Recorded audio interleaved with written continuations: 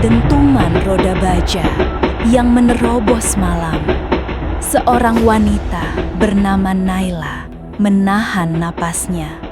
Ia tersentak melihat pria di kursi 3A.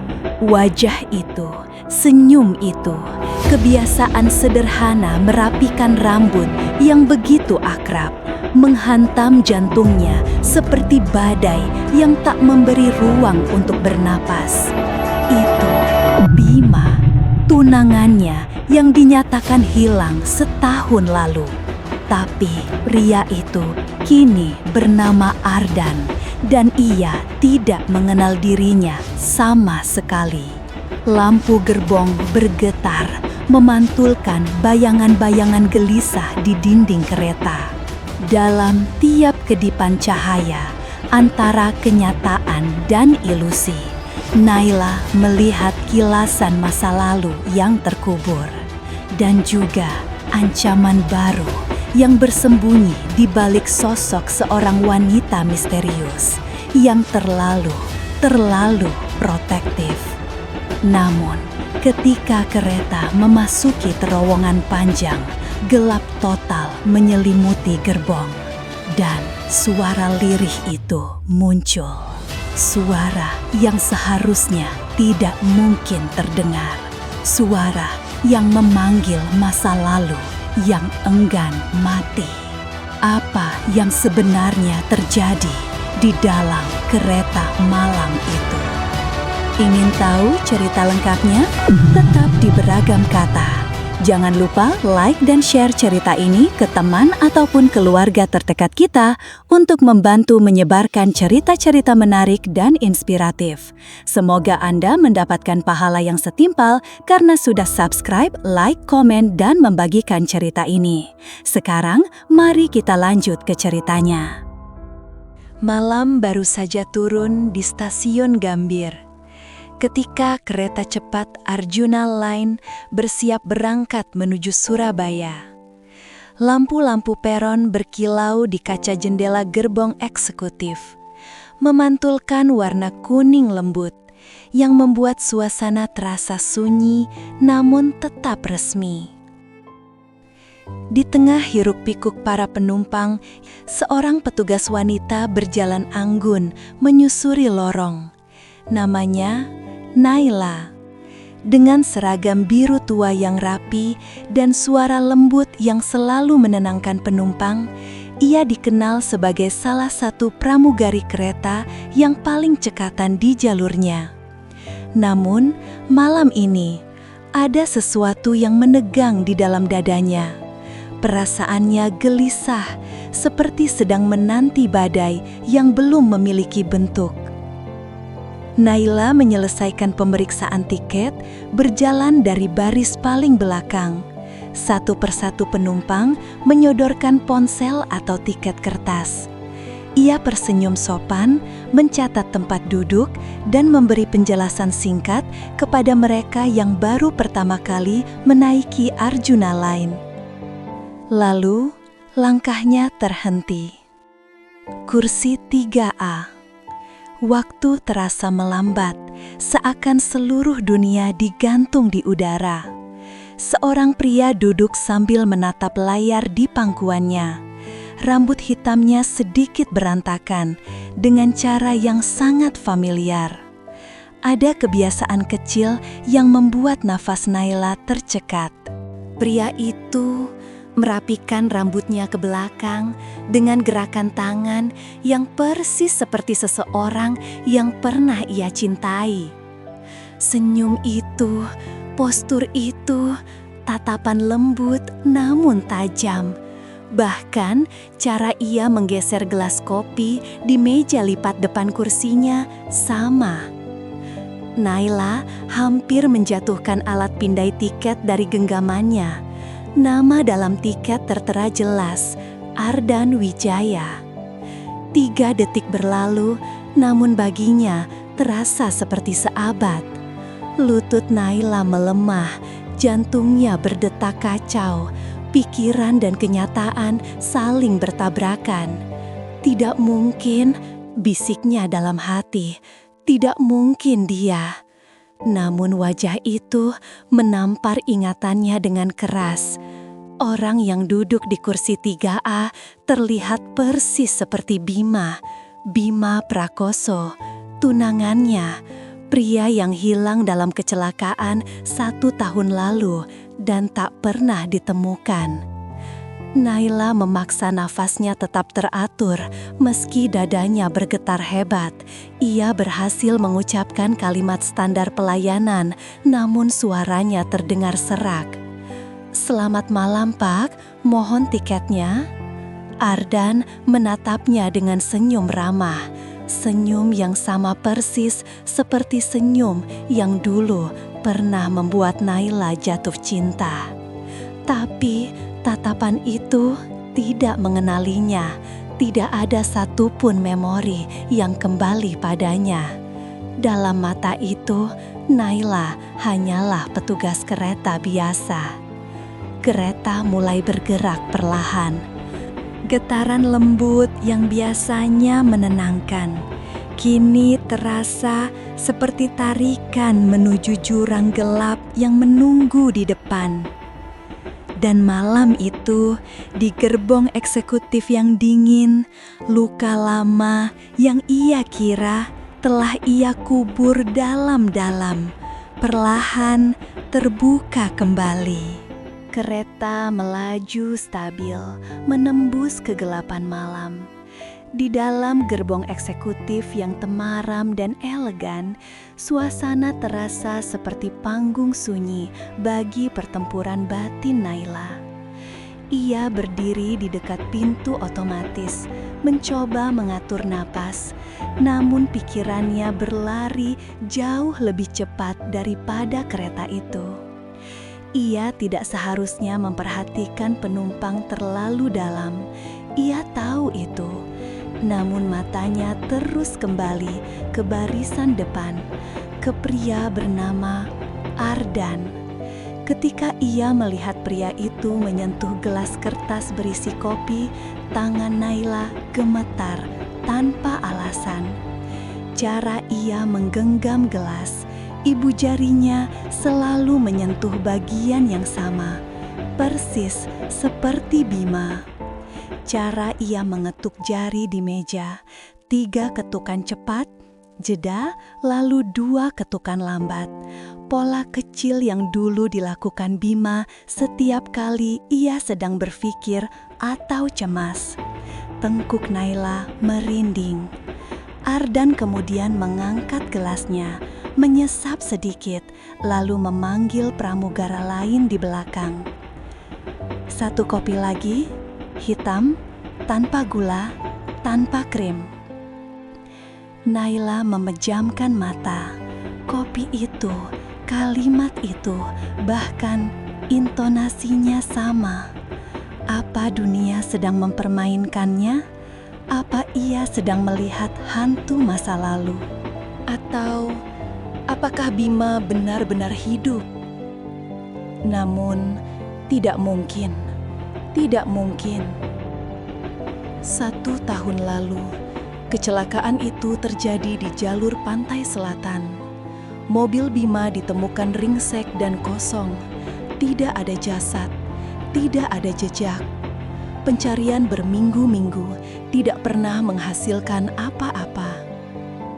Semua orang berkata, peluang Bima selamat sangat kecil. Naila menolak percaya. Lalu akhirnya dipaksa menerima kenyataan pahit itu. Namun malam ini di hadapannya duduk seorang pria dengan wajah yang seperti tiruan sempurna Bima. Seperti bayangan yang keluar dari mimpi terdalamnya. Ia mencoba menenangkan diri. Hanya mirip, banyak orang mirip. Tapi ada terlalu banyak kesamaan untuk dianggap kebetulan. Saat Naila lewat untuk memeriksa kondisi kabin, Ardan mendadak menahan pelipis bagian kiri dengan ekspresi menahan sakit. Napasnya tercekat, lalu ia tertunduk. Gerakan itu membuat Naila spontan mendekat. "Apakah Anda baik-baik saja?" Ardan mengangguk, meski wajahnya sedikit pucat. Hanya pusing beberapa detik, tidak apa-apa. Namun, di balik senyum tipis pria itu, Naila melihat sesuatu yang membuatnya membeku. Tatapan kosong yang seperti sedang mengejar memori yang melarikan diri. Selama beberapa detik, Ardan memandangi Naila seolah mencoba mengingat sesuatu. Seolah ada fragmen kecil masa lalu yang hampir muncul, namun tenggelam kembali. Hanya setitik cahaya di balik kabut gelap. Lalu ia mengalihkan pandangannya. Dan seketika hati Naila terasa digenggam rasa takut yang tajam. Jika pria itu memang bukan Bima, mengapa ia begitu mirip? Jika ia memang Bima, mengapa ia tidak mengenali satu pun tentang masa lalu mereka? Saat ia berjalan kembali ke dapur kecil gerbong untuk menenangkan diri, langkahnya kembali terhenti. Ia melihat pantulan wajahnya sendiri di dinding logam.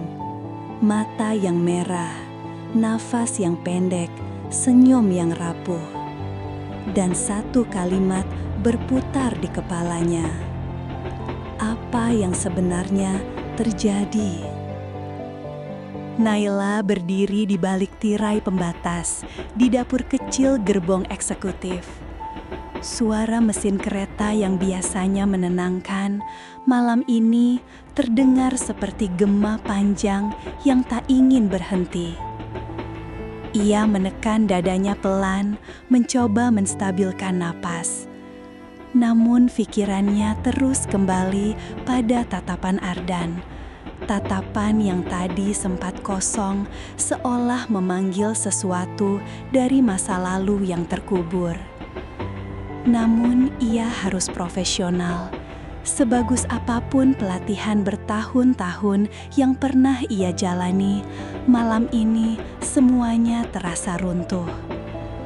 Ia meraih nampan layanan, memastikan tatak cangkir tersusun sempurna, lalu memaksa langkahnya kembali ke lorong. Ketika ia sampai di dekat kursi 3A, ia mengulang dalam hati kalimat standar pelayanan. Ia tidak boleh terlihat gemetar.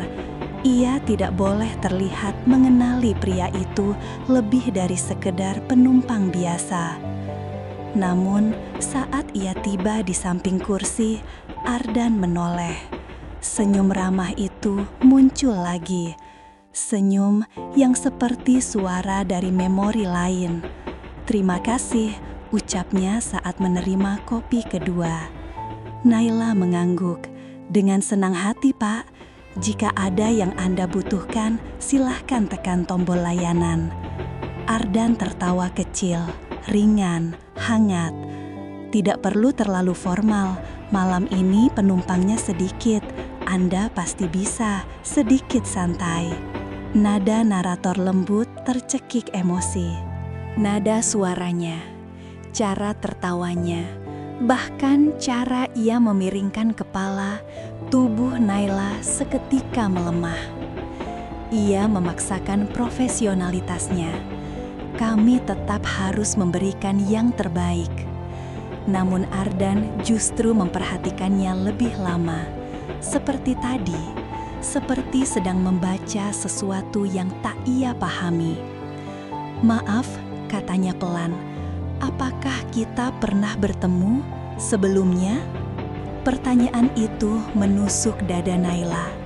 Ia menelan ludah, suara tercekat. "Sepertinya tidak, Pak."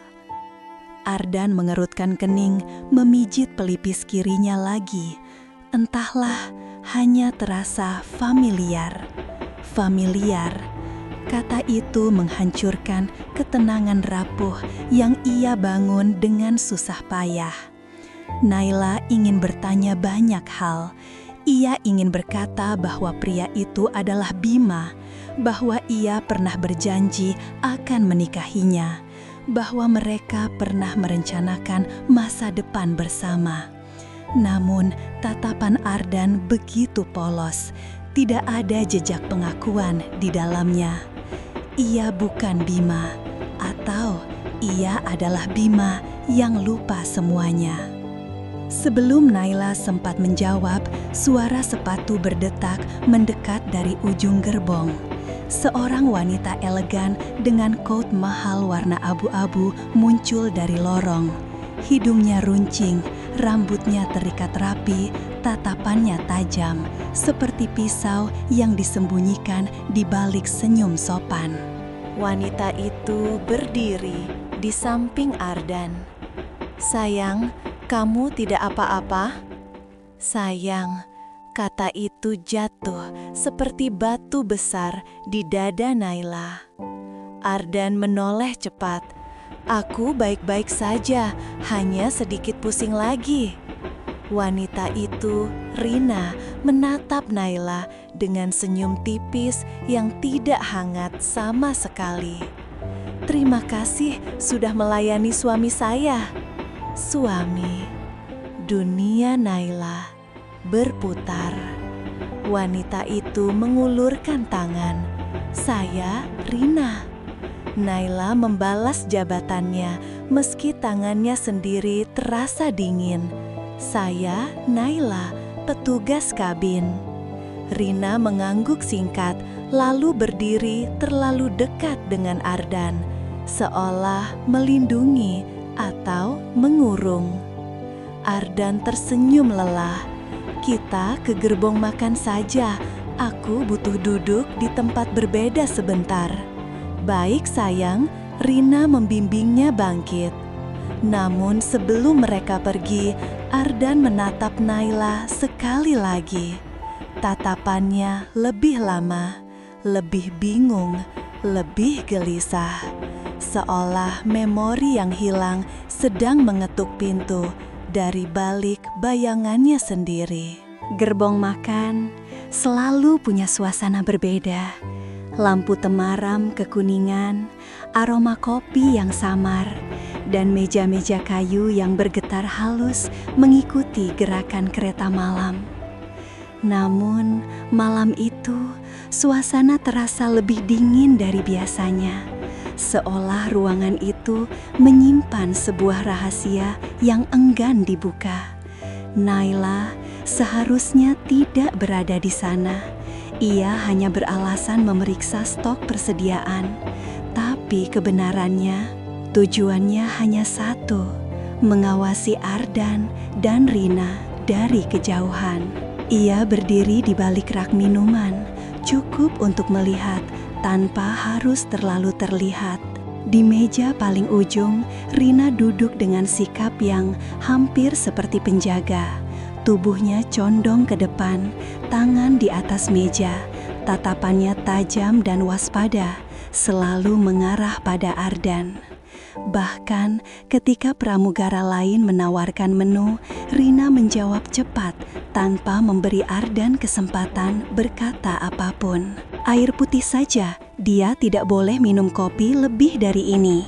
Bukan perhatian, bukan kasih sayang, itu kontrol. Ardan hanya mengangguk pelan, nafasnya berat. Ia beberapa kali memegang sisi kiri kepalanya lagi. Rasa sakit itu datang dan pergi seperti gelombang. Dan setiap kali muncul, wajahnya semakin pucat. Naila menggigit bibirnya. Keinginannya untuk mendekat sangat kuat, terlalu kuat. Namun langkahnya tetap beku. Sampai sebuah benda jatuh dari meja. Map tipis tergelincir dari tas Rina dan terjatuh tepat di lantai. Rina tak menyadarinya. Ia sibuk memeriksa ponselnya. Sementara itu, sudut map terbuka memperlihatkan lembar pertama yang mencuat keluar. Saat Naila melihat nama besar yang tercetak jelas di bagian atas, dunia seakan berhenti. Bima Prakoso. Tangannya gemetar, matanya membesar, ia bahkan nyaris lupa bernapas. Di bawah nama itu ada catatan lain, catatan yang terasa seperti hantaman keras ke dadanya. Identitas sementara Ardan Wijaya, status pasien cedera kepala berat, memori tidak stabil, rehabilitasi wajib. Suara kereta menghilang, dunia terasa miring, napas Naila tercekat. Ia berdiri membatu, hanya menatap lembar itu dan merasakan hatinya runtuh sekali lagi. Namun hanya dalam detik berikutnya, Rina menyadari sesuatu. Ia cepat meraih map itu dari lantai. Gerakannya tidak panik, tidak cemas, justru terlalu tenang, berbahaya tenang. Ia menutup map itu keras-keras, lalu menatap Naila lurus. Tatapan yang tidak butuh kata untuk mengancam. Naila ingin berpura-pura tidak melihat apapun. Namun bagaimana mungkin? Setelah setahun kehilangan, setelah setahun bertanya-tanya apakah Bima masih hidup, bagaimana mungkin ia berpaling sekarang? Ketika Rina menggandeng tangan Ardan dan bersiap pergi, Naila memberanikan diri mengambil satu langkah. "Bu, bolehkah saya bertanya sesuatu tentang dokumen itu?" Rina berhenti, perlahan menoleh. Senyumnya tipis, tapi dingin seperti kaca. Tahu, dingin seperti kaca. "Tolong jangan melampaui batas pekerjaan Anda." Tapi tidak ada yang perlu Anda ketahui. Jika Anda mencoba ikut campur, Anda akan menyesal. Naila terpaku. Tubuhnya dingin seperti es. Ia tidak bisa berkata apapun, tidak bisa bergerak, hanya bisa menonton ketika Rina menarik Ardan menjauh. Namun di saat terakhir, Ardan menoleh. Tatapannya berbeda. Tidak lagi sekedar bingung, ada bayangan dalam matanya, seperti memori yang mencoba bangkit dari kegelapan. Dan sebelum benar-benar pergi, Ardan berbisik lirih pada dirinya sendiri. "Kita pernah ke suatu tempat, tapi aku tidak ingat." Naila menggenggam rok seragamnya, menahan gemetar yang mulai kembali. Kalimat itu tersangkut begitu dalam di benaknya, seperti benang kusut yang tidak bisa berhenti ingin diurai. Apapun rahasia yang disembunyikan Rina, itu bukan hal kecil. Dan malam itu, di dalam gerbong makan yang dingin, Naila tahu cerita ini baru saja berubah. Dan misterinya baru saja dimulai. Kereta melaju memasuki wilayah Jawa bagian tengah. Di luar jendela, malam semakin pekat, meninggalkan bayangan panjang yang bergerak pelan di dinding gerbong.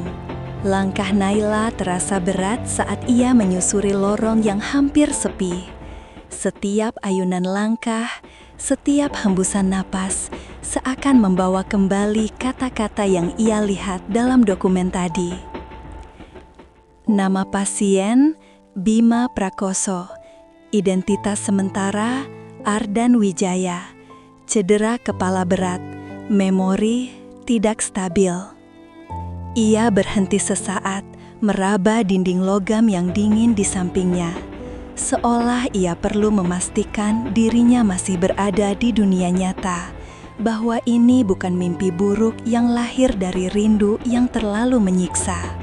Namun, rasa dinginnya nyata, dan sakit di dadanya juga nyata. Saat ia mencapai tikungan menuju gerbong sambungan, ia hampir menabrak seseorang.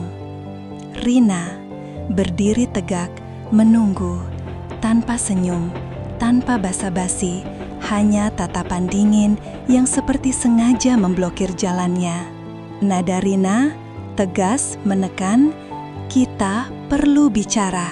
Nada itu bukan permintaan, lebih dekat pada peringatan. Lorong sempit bergetar lembut mengikuti ritme kereta, sedangkan lampunya yang redup memantulkan bayangan di wajah Rina. Bayangan yang dingin namun menyimpang sesuatu yang samar, seperti ada ketakutan kecil yang ia sembunyikan. Naila menarik napas. Suaranya serak ketika bertanya, "Kenapa Anda memegang dokumen itu?" Rina tidak langsung menjawab. Ia menyilangkan tangan, menatap Naila dengan pandangan yang menusuk tanpa kedip. "Apapun yang Anda lihat, bukan urusan Anda. Tapi, nama itu, saya bilang, itu bukan urusan Anda." Rina menghembus napas pendek, lalu melanjutkan, "Saya tidak peduli apa yang Anda pikirkan. Yang saya pedulikan hanya satu, keselamatannya." Naila mengerutkan kening. "Kalau begitu, kenapa Anda harus menyembunyikan identitas aslinya?" Untuk pertama kalinya, Rina terdiam. Tatapannya bergeser ke samping, seperti ada sesuatu di dalam dirinya yang goyah. "Dengar baik-baik," katanya pelan namun tajam. Setelah kecelakaan itu, dia tidak ingat apa-apa. Tidak ingat masa lalunya, tidak ingat keluarganya, tidak ingat siapapun yang pernah ia cintai. Kata-kata itu menghantam dada Naila. Ia menahan napas. Ada rasa asin yang naik ke tenggorokannya. "Lalu Anda muncul begitu saja," bisiknya. "Saya menyelamatkannya," jawab Rina cepat, hampir seperti membela diri. "Saya yang membawanya ke rumah sakit. Saya yang merawatnya ketika tidak ada seorang pun mencarinya. Saya yang berada di sampingnya saat ia bahkan tidak bisa mengucap namanya sendiri."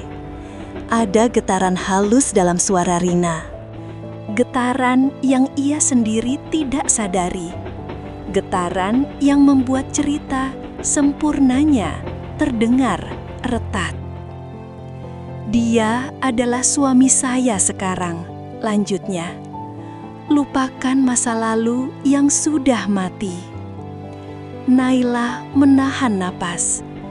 "Anda tidak berhak menentukan masa lalunya." Rina mendekat, sangat dekat, hingga napasnya terasa di wajah Naila. "Anda pun tidak." Nada rendah mengancam. "Saya tidak akan membiarkan siapapun menghancurkan hidup yang sudah saya bangun untuknya, termasuk Anda." Rina pun pergi, meninggalkan aroma parfum tipis dan ancaman yang menggantung di udara seperti asap dingin. Namun Naila menyadari sesuatu yang justru membuat dadanya berdebar lebih kencang. Rina takut. Takut Ardan mengingat sesuatu. Takut masa lalu pria itu kembali. Takut nama itu, Bima Prakoso, tidak mati seperti yang ia harapkan. Dan bila Ardan benar adalah Bima, maka rahasia yang Rina sembunyikan bisa jauh lebih gelap daripada sekedar memalsukan identitas. Ketika kereta memasuki kawasan pegunungan, pengumuman terdengar melalui pengeras suara. Kereta akan memasuki terowongan panjang. Lampu akan diredupkan selama 5 menit. Gerbong perlahan meredup. Cahaya berubah menjadi lebih lembut, hampir seperti bayangan lilin. Di luar jendela, dengan suara lebih rendah, dunia menghilang sepenuhnya ketika kereta masuk ke dalam kegelapan.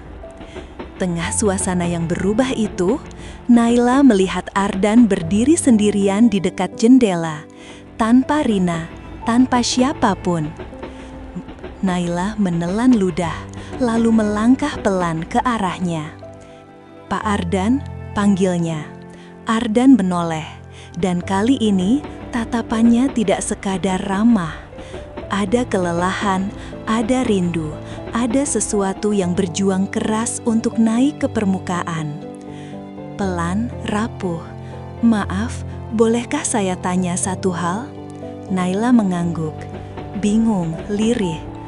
Kenapa Anda selalu terlihat sedih ketika melihat saya?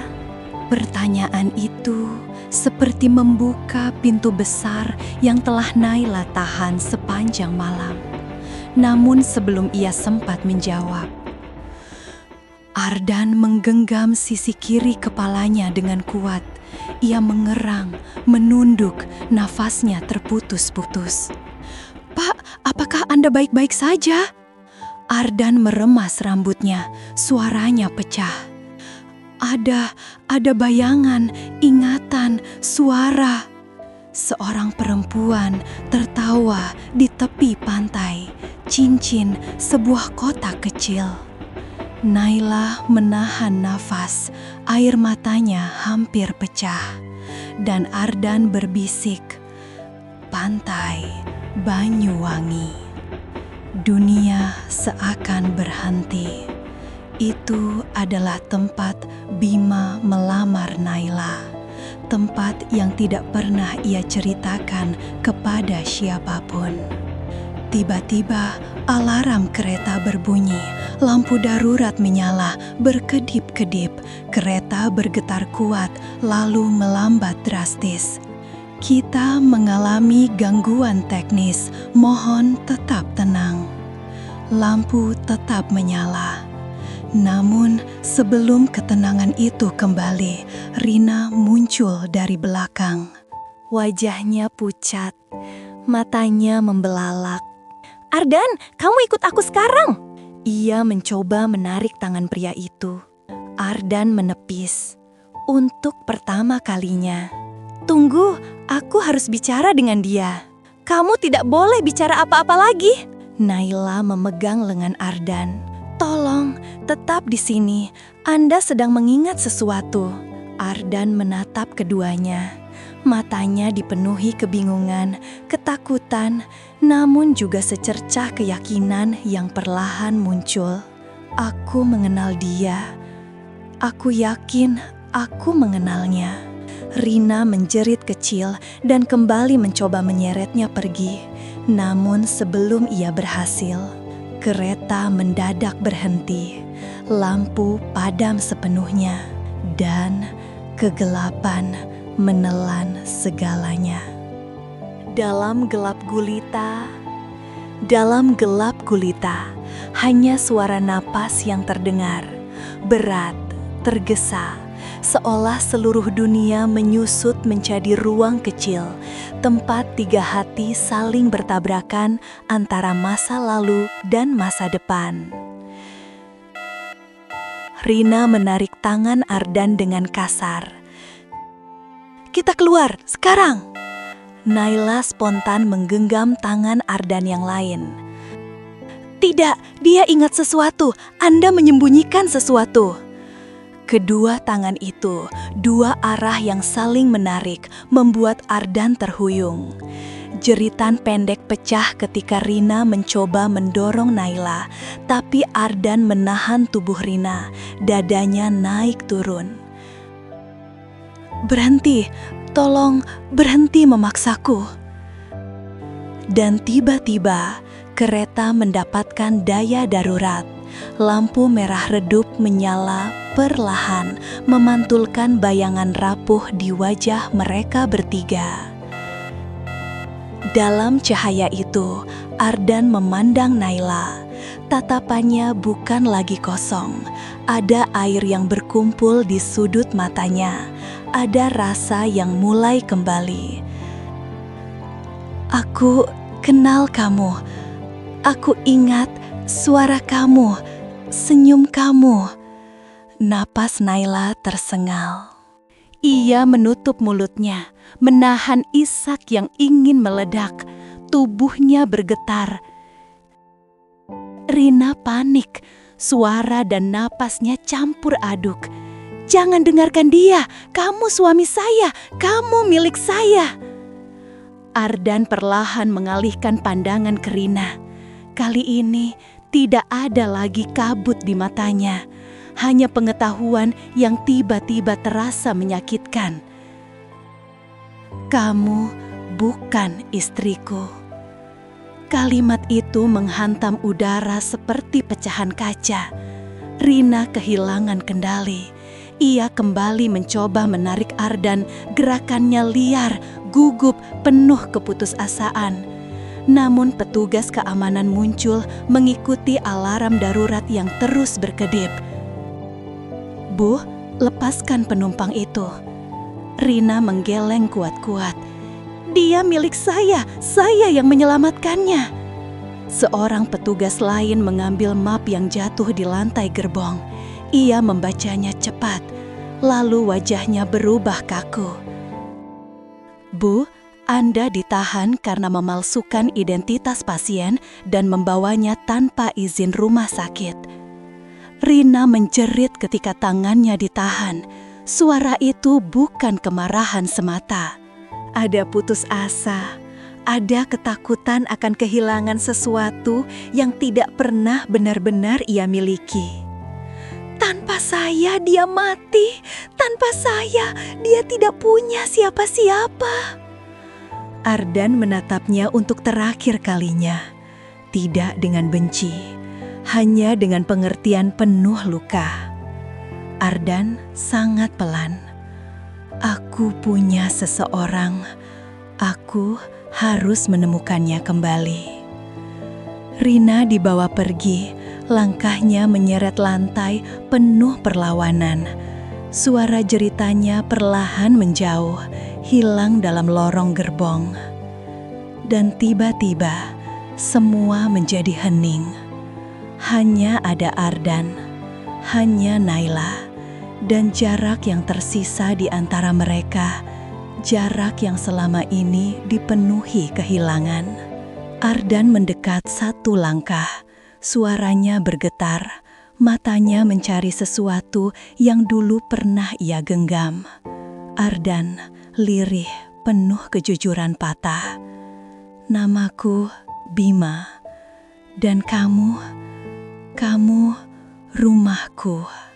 Naila menutup wajahnya, air mata jatuh tanpa bisa ditahan.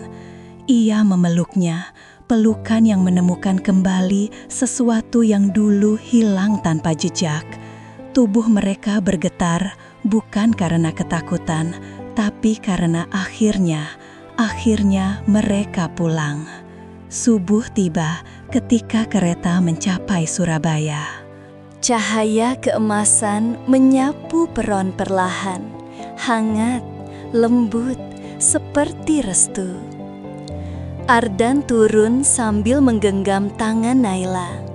Ingatannya belum sepenuhnya kembali, tapi hatinya sudah menemukan jalannya.